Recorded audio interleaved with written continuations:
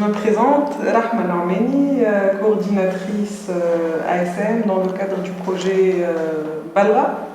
Marouane Zbidi, consultant sur des projets de design, sur le design et l'artisanat, et consultant dans ce projet, sur le projet de la Balra avec Rahma. En fait, donc c'est un programme qui est organisé par l'association Sauvegarde de la Médina et qui a pour mission de préserver le patrimoine dans la Médina de Tunis.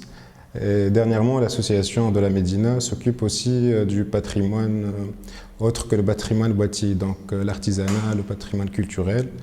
Et cette initiative vient dans ce cadre-là. Donc, en fait, suite à une étude faite par l'ASM sur l'artisanat, les métiers créatifs dans la Médina, on s'est rendu compte que le Balra, en fait, c'est un produit qui a un grand potentiel de développement. D'où l'initiative de faire ce projet. Et en premier lieu, donc on a fait une étude dans le souk où on a été en contact avec les artisans. Par la suite, donc, on a intégré les designers et du coup il y a eu pas mal d'interactions, de va-et-vient entre artisans et designers.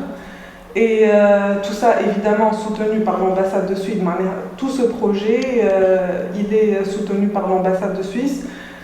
Et cet événement, ce n'est pas une finalité, mais c'est un aboutissement de ce projet qui a pour perspective relancer peut-être cette interaction continue entre artisans et designers. Donc je ne veux pas dire que c'est une finalité l'événement, c'est un point de départ pour d'autres projets et pour d'autres perspectives. Je parle encore du projet. Il y a deux aspects importants dans le projet. En fait, on a voulu travailler sur deux aspects. Le premier, c'est la balra traditionnelle. Donc, faire connaître la balra traditionnelle, les techniques traditionnelles, parce que ces produits n'existent plus sur le marché aujourd'hui, et puis développer des coopérations, des initiatives entre artisans et designers, essayer de réinventer la balra avec des designers, avec chacun son univers, son monde, son style. Et donc les deux lignes en même temps. En fait, pour l'événement, pour la journée de l'événement, il y aura en premier temps une présentation qui parle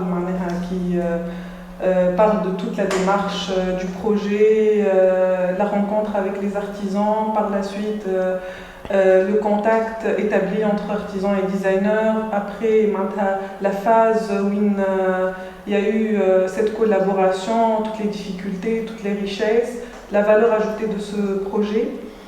Par la suite, en fait, au cours de ce projet, nous avons réalisé un document sur l'histoire de la Balra, ses origines,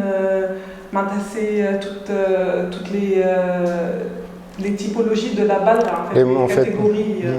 Donc les modèles de Balra, les outils qu'on utilise, les étapes de fabrication, en fait, c'est un livre, un recueil autour de la Balra. Et on a décidé de faire une exposition autour de ça, donc il va y avoir une exposition consacrée à la Balra, à part le projet. Donc les artisans et les designers vont ensemble présenter leurs produits. Et par la suite, il y aura une visite des ateliers sur le Blergeya. On fera une petite démonstration sur les étapes de fabrication de la balra. On fera un petit tour dans le souk. En fait, l'objectif de cette visite, c'est de faire connaître le lieu de production de la balra, le lieu traditionnel qui est le souk des Blergeya. Et donc, dans le souk, il y a un espace qu'on va aménager, enfin il est déjà aménagé, mais qu'on va réorganiser, et il va y avoir des artisans qui vont faire la démonstration de toutes les étapes de fabrication de la balra. Comme ça, les gens pourront voir concrètement comment se fait la balra. Donc, l'objectif, entre autres, de ce projet, c'est de vulgariser la balra tunisienne sous toutes ses formes, aussi bien la balra traditionnelle, la balra qui a un prix accessible, que la balra plus recherchée avec un savoir-faire ou une technique plus précieuse ou des balras plus design avec l'intervention des designers. Donc faire connaître et vulgariser ce produit, que ce soit un produit demandé, acheté par tout le monde. On a plusieurs projets, on pense à plusieurs projets pour la suite. On va voir déjà ce projet, comment ça va se passer, et puis certainement, enfin, on a envie en tout cas de développer plein d'autres projets dans la Médina. La Médina regorge de savoir-faire et de potentiel qui doit être découvert et revalorisé. C'est pas ça qui manque. Déjà, on peut voir, avant même l'aboutissement du projet, plusieurs perspectives et plusieurs marchés qui se sont ouverts, que ce soit aux artisans ou aux designers, soit en collaborant entre eux, ou d'autres marchés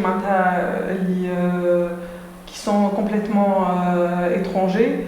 Donc, et ce, à mon avis, grâce à ce genre d'initiative qui, à travers une mise en contact, une valorisation, il suffit de mettre en avant ce savoir-faire, de bien le présenter et de mettre en contact les bonnes personnes pour que les choses marchent en fait.